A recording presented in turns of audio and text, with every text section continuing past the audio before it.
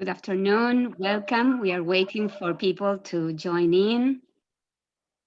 in our Zoom meeting and then on YouTube.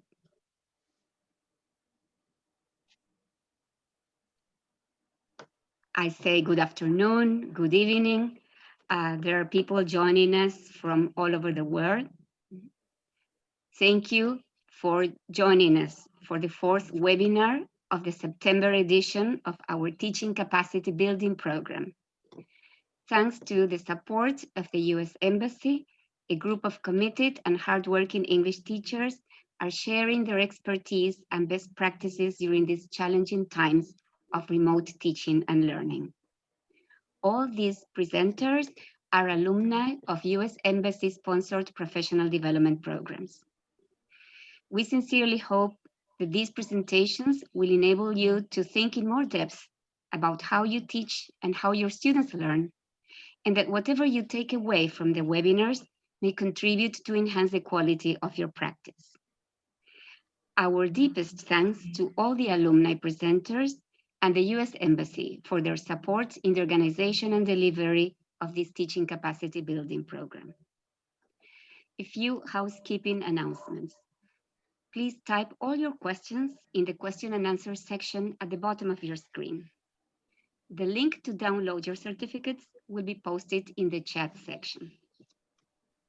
Now I would like to introduce our presenter for today's webinar, Rita Aldorino from San Salvador de Jujuy, who will be sharing ideas for active listening, creating and exploring from within. Rita holds a master's degree in education with a track in teaching English as a second language.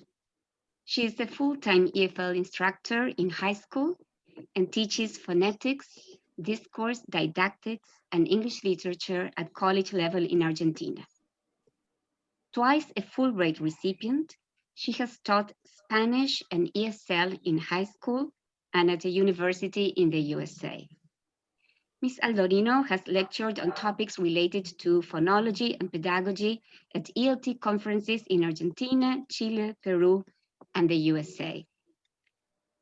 She currently holds a position as a member of the Argentina TESOL Board of Directors until 2021.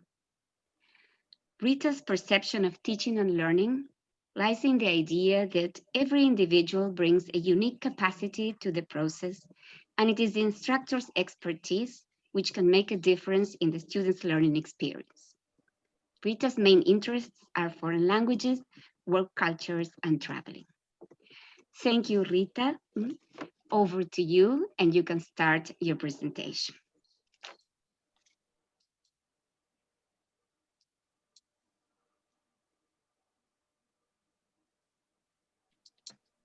Thank you very much, Eleonora. And I'm very, very grateful to be here today with this presentation. I am very grateful to the US Embassy in the person of Noris Cerdá and Neri de Gonzalez.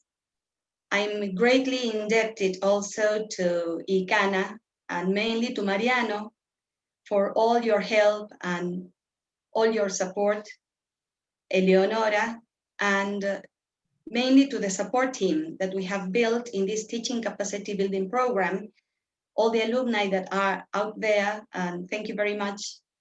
And today I'm really happy to be here sharing with you ideas for exploring a bit how we can boost listening in our students. I think that this has been a time of great listening, this period that we are undergoing. We have been listening to the news, we have been listening to colleagues, to parents, friends, we have been listening to our students. And listening is a natural capacity in the human being. And it is very important to be able to develop listening skills in our students that enable them to focus their listening. Because this is so natural that everything around us gives us something to listen to. But we need to be able to develop this ability to focus and be active listeners. So today I'm going to share some ideas with you. I have used these activities in my class, and most of them have worked well. And I have tried to adapt these activities to this virtual environment. As you will see, these activities can be adapted to any environment, any level, any type of student. I think that we teachers are the experts in our classroom, and it is us who decide what we are going to do based on our students' needs, on our students' capacities, on their likes, because we know them. So to start this presentation, I would like just to make some buzz in our minds. That's why I included buzz time. And this is referring to some concepts or ideas that teachers may have. And these are beliefs that we bring with us to the teaching process, because we come to the class with beliefs and thoughts of our own. And those thinking or beliefs are also the result of our process of teaching. Some of these ideas that I am sharing here, I have heard perhaps in the practicum sessions that I observed or in my daily practice. And sometimes teachers believe that having various levels of proficiency in the students may be a limitation to develop language skills. Well, I think that on the contrary, having different levels of proficiency can result in an asset, because we can make profits of the different levels. Also, some teachers may believe that it is hard to uh, use activities to develop listening skills in a remote environment. Well, today I'm going to share some ideas that you may feel free to adapt to just to work in any environment. Um, Also, listening and any other skill, of course, any other language skill, can be used to foster critical thinking, collaborative work, communication, uh, creativity. So I hope that with the activities that I demonstrate today, we can see those skills also developed. And well, before I forget, because it's coming to my mind, there is a handout that Mariano will share with you, the link. And in that handout, you will find all the information that I am sharing with you now. And it is a handout in Word format. So feel free to download it, to edit it, to write on it, because this is for you to use it as a reference on this webinar. So I'm going to continue now. Sorry for that. We also think that perhaps students don't understand everything they hear when they are doing a listening activity. That should not be a problem in the least. I think that in natural environment, we don't understand everything we hear when we are even in dealing with our native tongue. So that should not be a problem. On the contrary, I think that we teachers, again, the experts in the class, should be able to direct the activity towards where we are aiming at. So if we are working with a certain topic, that's where we want to go. If we want to develop specific skills, that's what we want to develop or boost in our students. Again, any skill, any language skill can lend itself for collaborative work, for any development of other skills, sub skills. Today, we are going to see some activities in which it's not only vocabulary, but other components of the language. And because we are dealing with information in listening, because we are accessing information, it is important to remember that there are different ways to access the information. So we need to remember that we all learn in different ways, because we are intelligent in many, many ways, according to Gardner, and I am a strong believer of that. Listening activities not only attend to musical smart people. I think that we can develop activities for listening that attend and that pay attention to the different traits, to the different ways our students learn. I'm just going to give you some examples, but later on we are going to see them in our real activities, in the actual activities. So, for example, if we would like to pay attention or to strengthen a naturalistic, let's say, intelligence, we can include topics related to ecology or related to natural things in the listening. Also, if the activity involves preparing word charts or concept maps, we are attending to those logical smart people. Listening in itself, focused listening, active listening, requires lots of intrapersonal skills because we need lots of concentration. So that would be developing intrapersonal intelligence. But also we can work with group collaborative strategies, and we would be developing interpersonal intelligences. Also, by listening, we can include in the activity ways to move our body. And today we will see an example of that.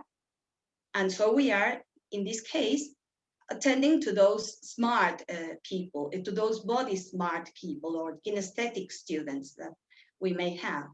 So all in all, it's not only musical intelligence that we are developing with listening activities, but we can foster other traits, including listening activities. We will see that in more detail later, and try to remember this chart.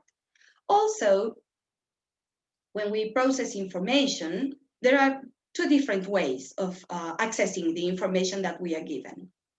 We can access the information from the more general to the more specific aspect or part, and that would be a top-down strategy, like, for example, making hypotheses, making guesses, anticipating, or perhaps predicting, making predictions about vocabulary, about the ending. So what I like of this type of strategy, working from the more general to the more specific aspect of the information, is that it lessens the challenge of the activity, and there is no right or wrong answer. And so the students feel comfortable, and there is less risk of making the students feel frustrated. In these top-down strategies, we are working with the implicit elements of the language. On the other hand, we can focus on the information received from another approach, from the more specific to the more general. So we start with the explicit elements of the language present in the text.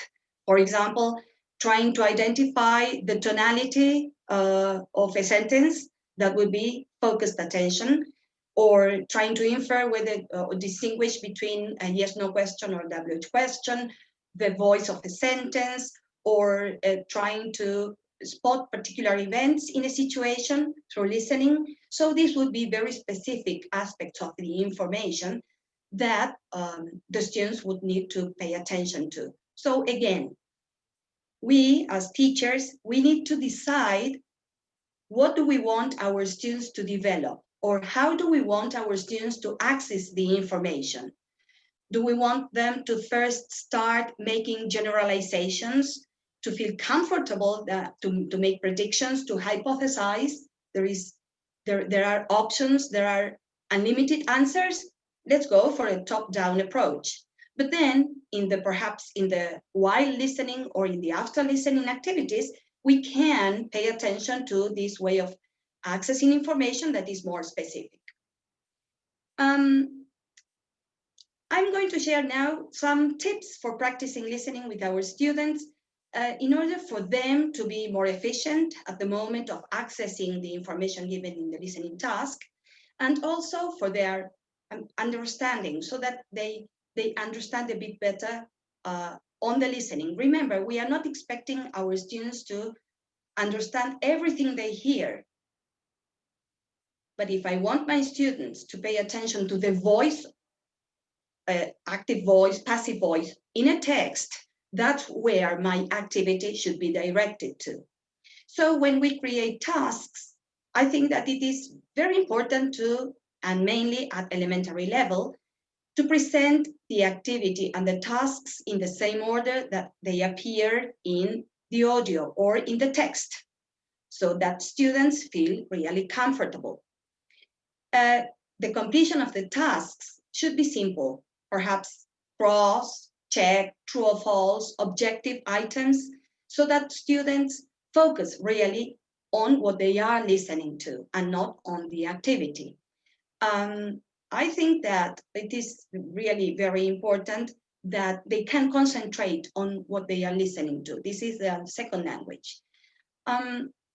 Because of that, if we are going to give instructions, simple instructions, let's give the students time to read the instructions. And also this will tell them in an anticipated way what the task is and what they are expected to do and what they may find in the listening. Suppose if we are asking for identification of tones, so that would require recognition of suprasegmental elements, which are not as important in this case because of the activity as the segmental aspects. To make students feel, again, confident in the accessing of the information through the listening, if there are unknown words, unfamiliar names, geographical names, let's say, or figures, like large numbers, let's review those in previous classes so that we can feel that students are stepping on safe ground at the moment of the listening activity. The activities that I'm going to share today are specifically for listening. And in my opinion, it is always better to work with a pure activity that is very little interference of reading or writing or speaking if possible, so that the students really can become active listeners and there is very little sense of I'm lost or frustration. But even if that happens, we should encourage our students to keep on listening. Even if they cannot understand everything that is on the audio, we as teachers, we have the responsibility to make our students feel that they are accomplishing. And that's the most wonderful thing about our profession, I believe. So in the following slides, I'm going to be sharing with you actual activities. In my opinion, it is always better to work for these receptive skills like listening or reading. It is always better to work with the pre, then the while, and then the after tasks. In the pre-activities, we will see that these top-down strategies of accessing information are put in action. So it's very important to prepare the students for whatever comes next. So in each slide, you will see a chart with activities and examples, and then some other set of activities with real audio, I mean, with the actual audio. We will try to do as much as we can, but I'm going to try to keep track of time. So for the pre-listening part, what I have included here, and I have labeled these activities just for the sake of remembering, but you can feel free to adapt the names, to change the names of the activities. What is it about? Of course, this is referred to the anticipation that we were talking about, making hypotheses. We can ask the students with a visual, perhaps with a word, what is it about? What is the listening going to be about? We can also work with sound effects. I did this once with one of my high school classes, and there was noise of thunderstorm and mystery, and then we were going to to listen, because I use some of these activities for reading also, but this was the anticipation to the story of Sleepy Hollow. So just by creating some connection, we can anticipate, we can help the students anticipate what the text is going to be about. Also, we can provide students with the opportunity to discriminate between different types of genre. For example, we can make them listen in a general way to a conversation at the train station or an ad on television. And then we can ask them, what do you think this listening is going to be about? And then we go deep into the text, into more detail. But these activities require that way of processing the information that is going from the more general to the more specific. In these activities that I'm going to share with you and with real audios, let's cross our fingers, everything works well. The first activity that I would like to share is called Mini Whiteboard Word Roses. This is, again, to activate students' schemata, and you can work with a whiteboard. I created my own whiteboard to use with my students. This is made of cardboard. Or you can use the share screen option of Zoom. It's you who decides. Again, we are the experts. We are the ones who know. Our students like us because we make them feel confident because we know what we are doing. So let's go back to our whiteboard word roses. And so this is the way it would work. So we have a rose or a flower. You can change the name again. And in the center of the rose, we would have the main topic. The main topic would give us ideas, or the students ideas, to anticipate what the listening is going to be about. And in the petals, we, the teachers, tell the students to write the lexical item that we want to be the students to focus on. Let's suppose today we are going to be working on the snow leopard. And I would like you to think of characteristics of the snow leopard. What main characteristics can you think of about this animal? So I hope that you at home, because you are very comfortable at home listening to this webinar, you can take the time now to jot down one or two main characteristics of the snow leopard. When we go to the listening, to the actual listening, it would be nice to see if the information that the students wrote in the petals matches in some way the information that is given in the listening. So let's try for just one, perhaps half a minute, to hear about the snow leopard. Snow leopards are one of the world's most elusive cats. Nicknamed ghosts of the mountains, they live in the world's highest ranges and are one of the least understood felines. So if you wrote feline, that was in the listening. If you wrote altitude, that was in the audio. So all these pre-listening activities can be followed later on with more activities. Of course, we can expand as much as we need on the topic, on the task, and by using this information, we can later on work on a writing task or ask the students to create their own paragraph by using the words that they included in the word rows. But this is listening. Let's continue with another example, and the second one that I have thought of for this pre-listening task part is talk, talk, talk, what we usually call a class debate. And this is just talking about the topic that is, in this case, pets. So I used this in one of my classes, and this was, what pet do you have? Do you have any pets? What pet do you have? What are the advantages or the disadvantages of having a pet? What responsibilities do you have when having a pet? So let's just listen while we are thinking of those questions. Those questions would be given to the students with plenty of time ahead in the class before the actual listening takes place. So just brief. Pastimes and activities. At the pet store. Oh, what a beautiful cat. What do you think? I think I'd rather get a dog. So again, activating the students' previous knowledge and schemata is really relevant. We can also do that with word clouds, presenting word clouds that are so popular and very, very easy to make. We can even have two groups of students.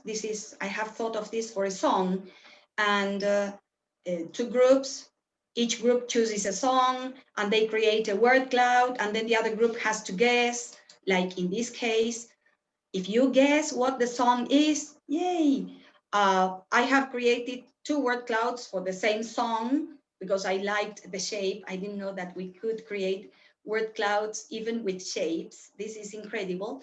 And by looking at the words, we can ask the students, what do you think the song, which song is it? Do you have any idea, dear audience, what the song might be? Let's see if we can listen to the song.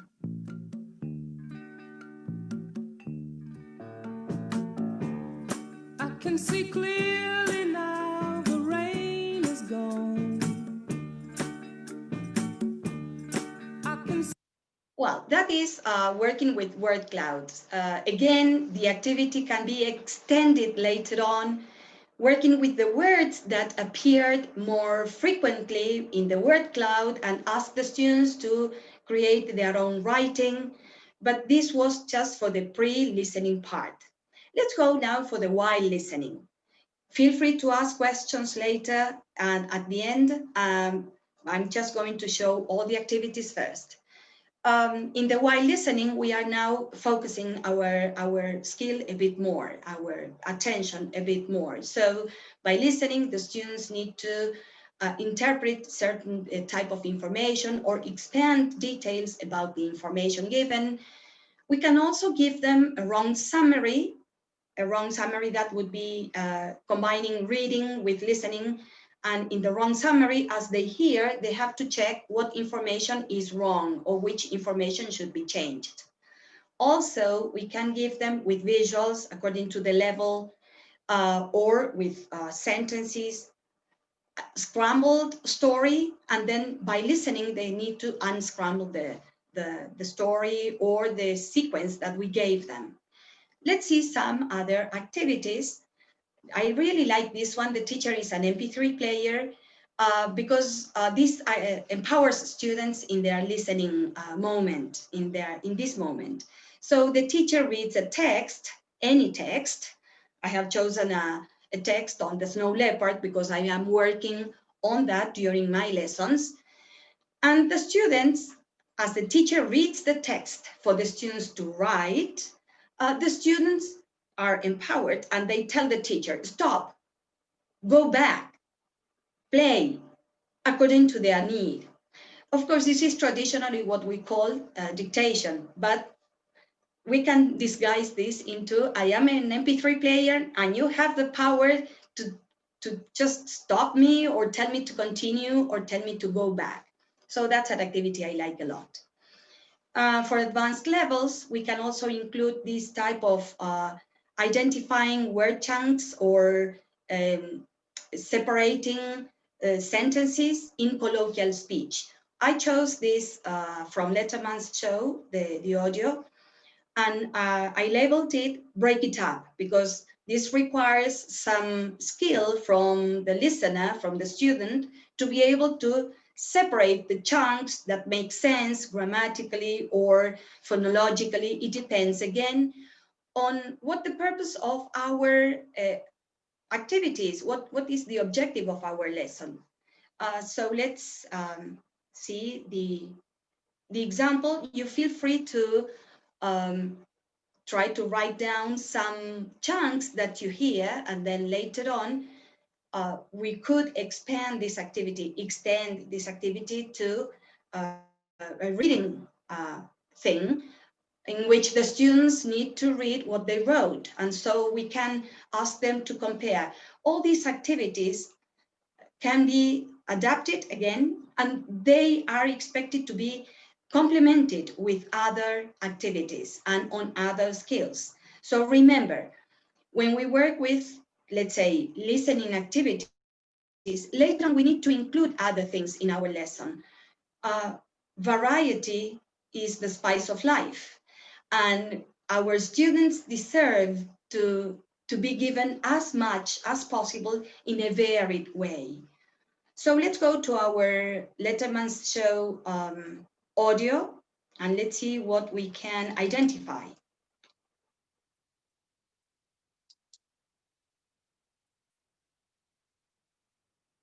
I'm out walking my dogs. I'm out walking my dogs at night, and all of a sudden they bolt into the bushes. The leashes go snapping out of my hands like a laser jet. They are after something that's in the bush. I'm thinking one thing: robber, Right. burglar, Right. bad news for that guy. And I hear my dogs in the bushes, and they're going bonkers. Okay, so another thing we can do in this case, I did this activity with my first year students at college. I work at the profesorado. And another way of expanding the activity is asking them, do you know who's talking? I'm sure that you guessed who was talking there. And this is Tom Hanks, just telling an anecdote about his dogs. So this might be useful for advanced levels, but we can also think of perhaps the lyrics of a song for an intermediate level, and because this is more colloquial speech.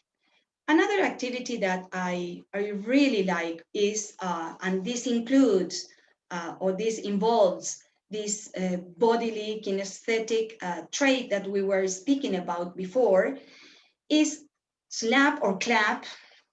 In this case, I would say clap if I had the noise, the picture or the word. The picture, if it is elementary level, the word, well, it always depends on the purpose of our lesson, on the objective, on the content.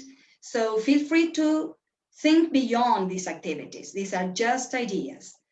So how does it work?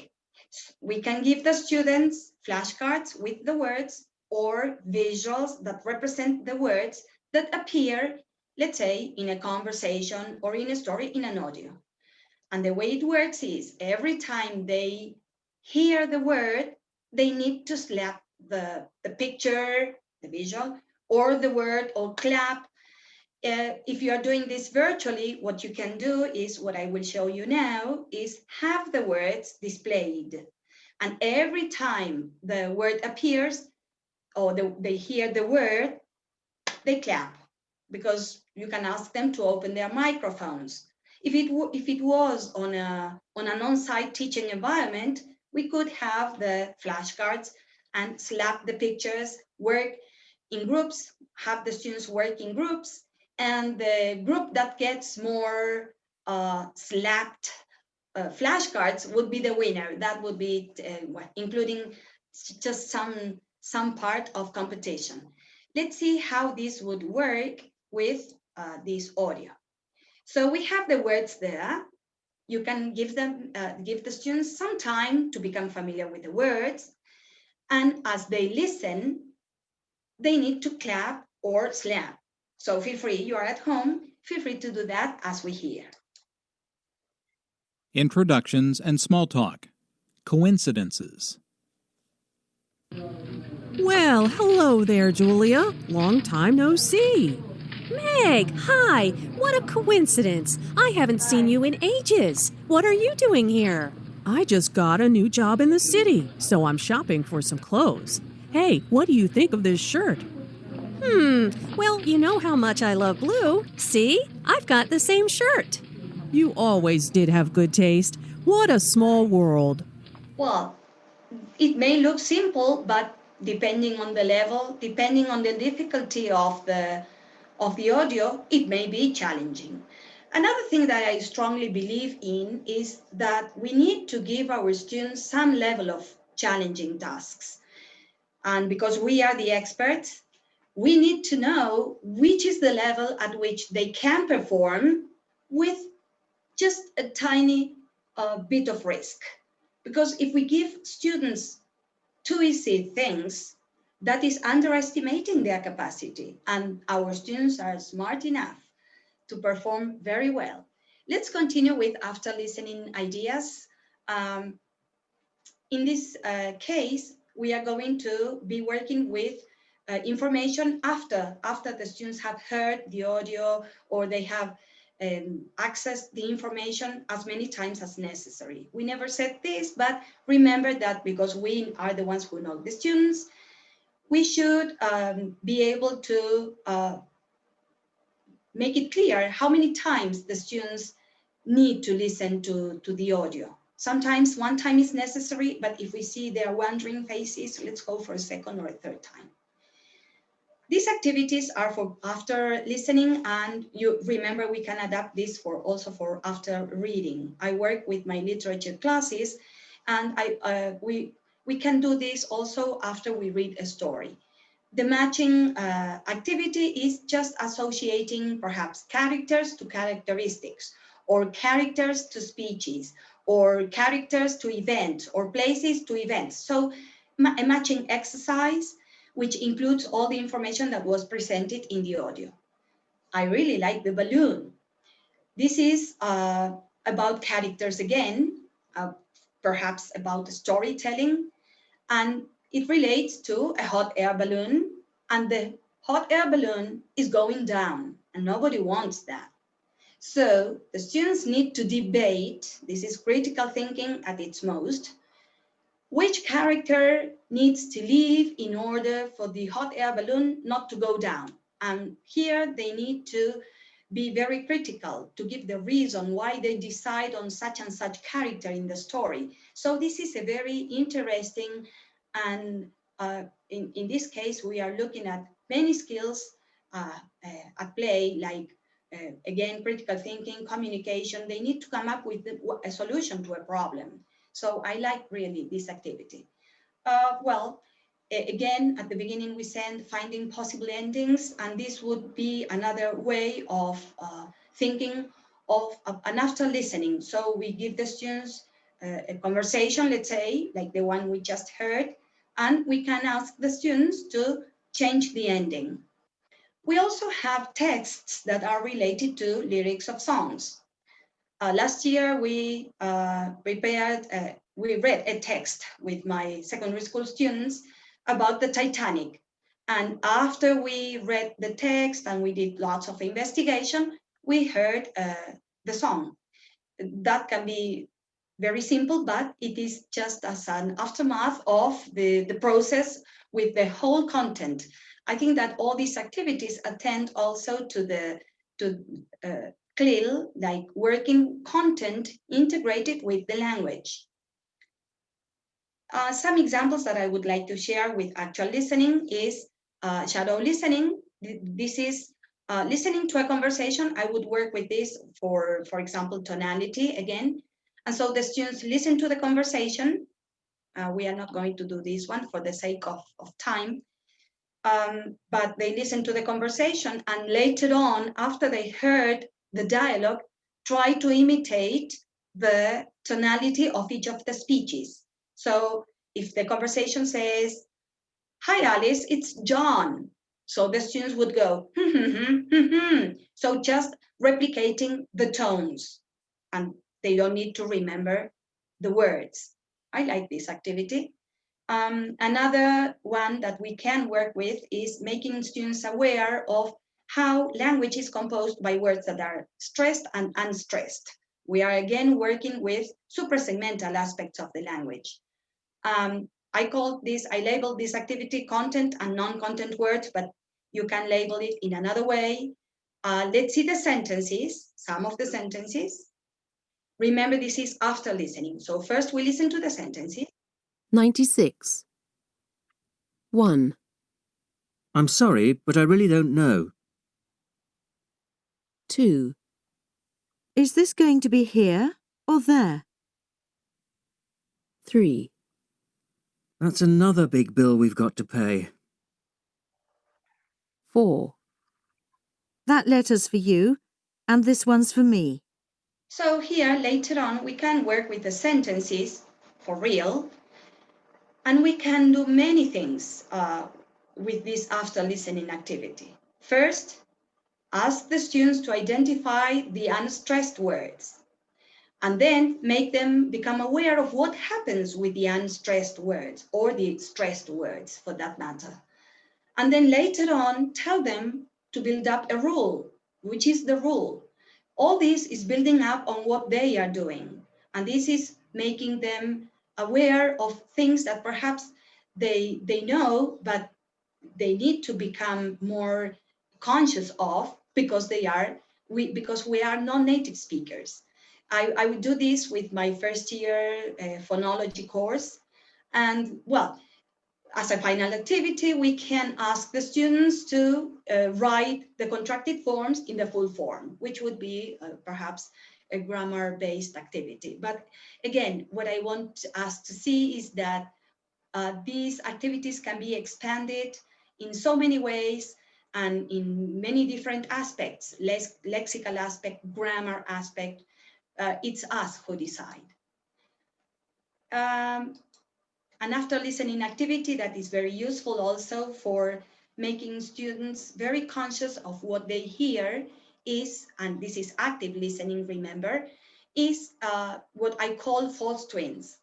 Well, we know that twins are supposed to be identical. I know better because I have a twin sister and I hope she's here.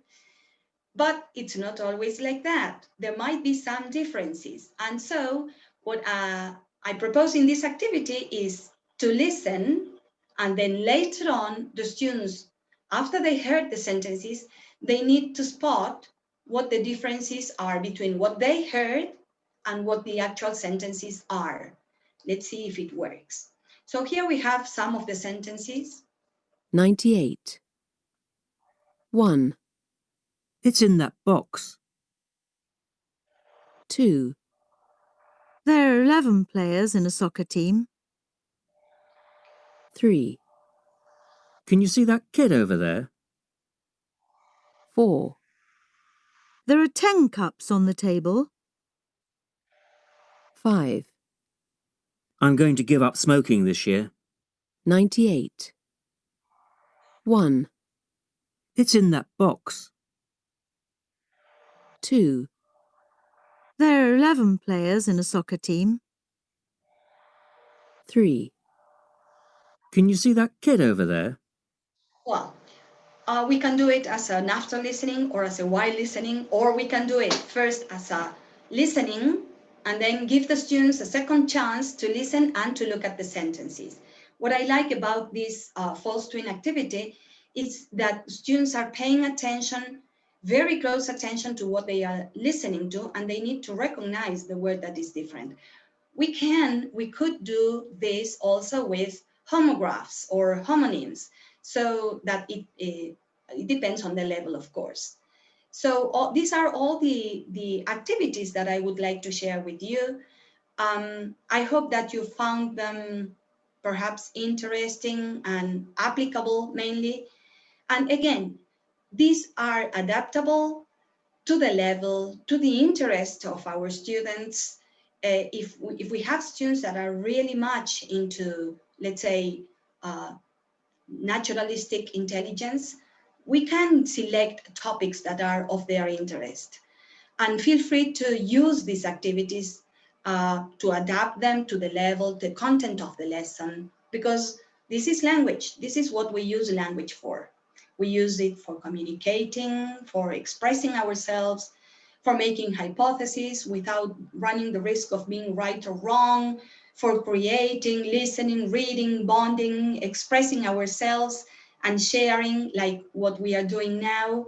So I think that language is a beautiful component in our human existence.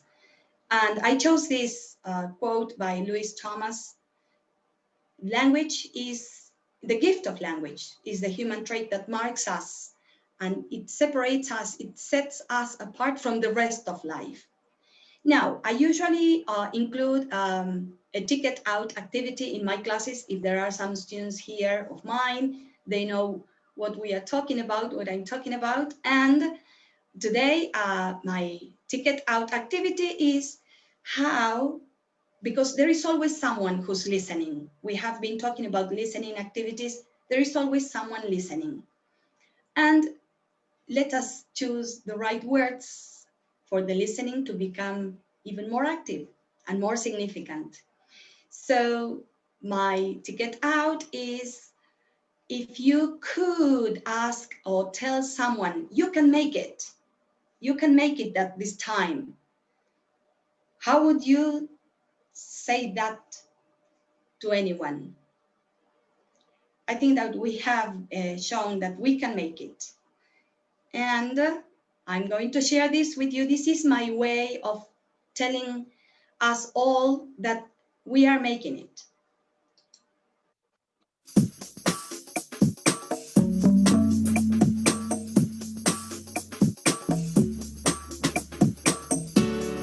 I can see clearly now the rain is gone. I can see all obstacles in my way. Gone are the dark clouds that have me blind. It's gonna be a bright, bright, sunshiny day. It's gonna be a bright, bright, sunshiny day.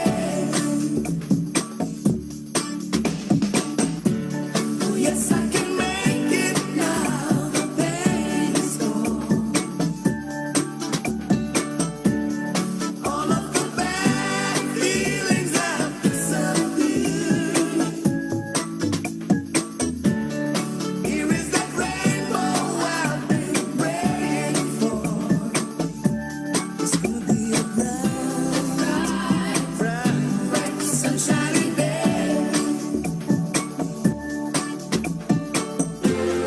Look all around, there's nothing but blue skies. Look straight ahead, there's nothing but blue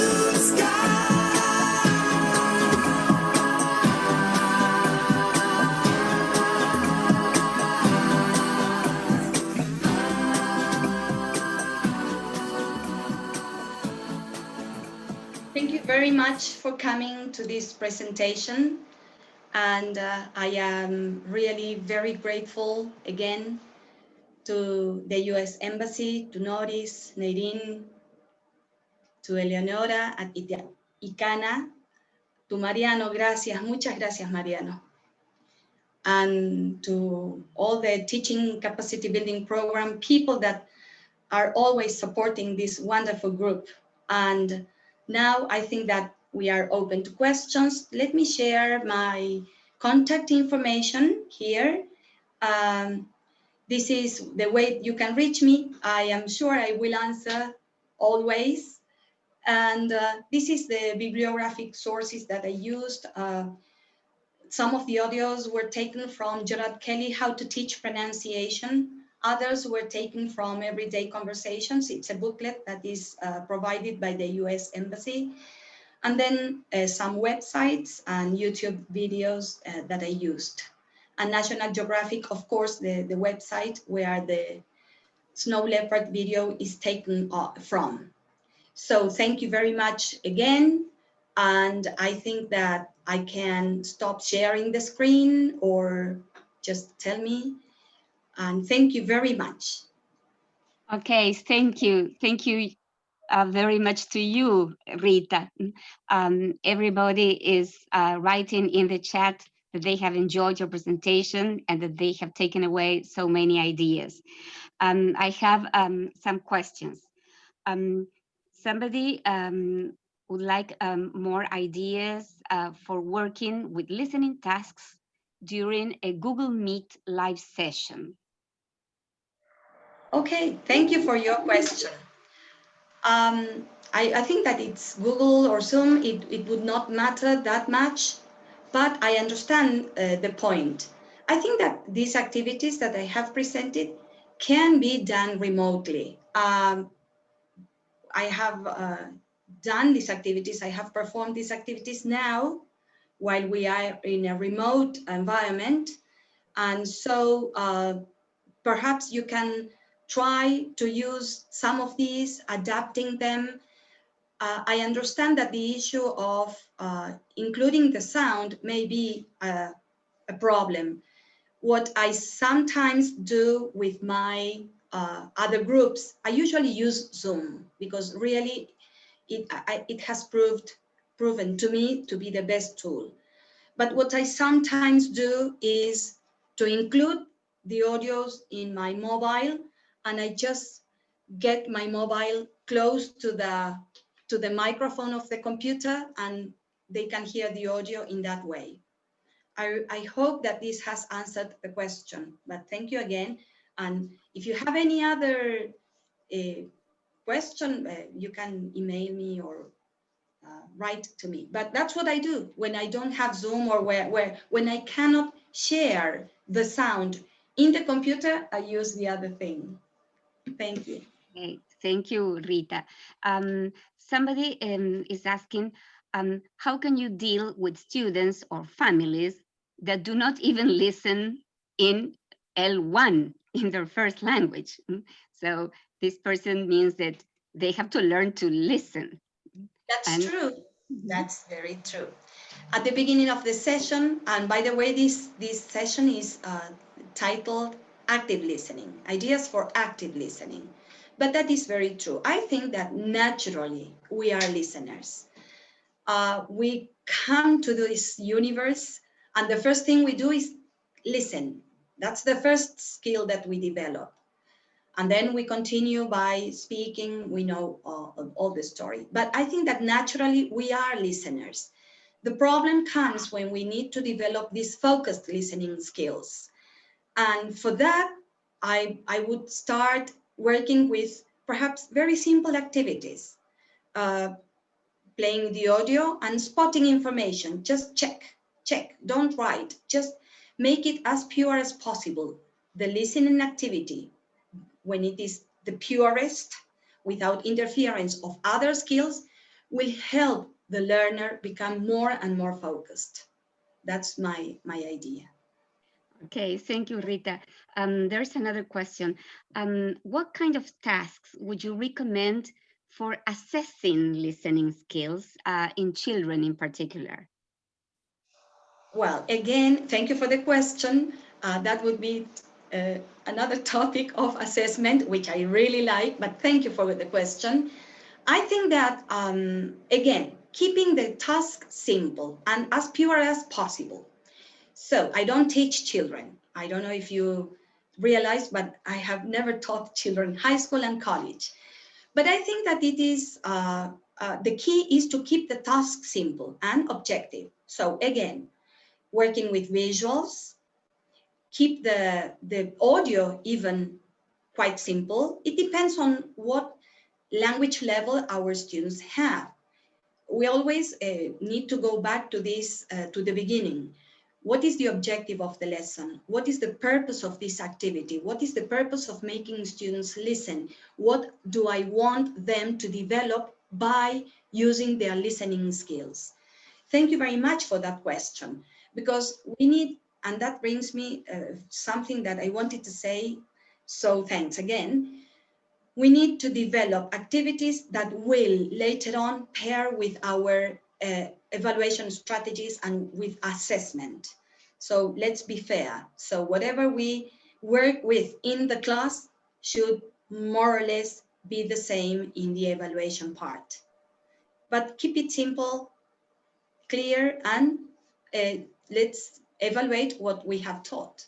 I hope that answered the question, but thank you very much. Yes, thank you, Rita. And you just hit the bullseye, is keeping your goal in mind, especially now that we have to plan for this remote learning. Thank you very much. This has been really enlightening, and I want to thank all the participants. Thank you for your questions. Thank you for all your comments in the chat.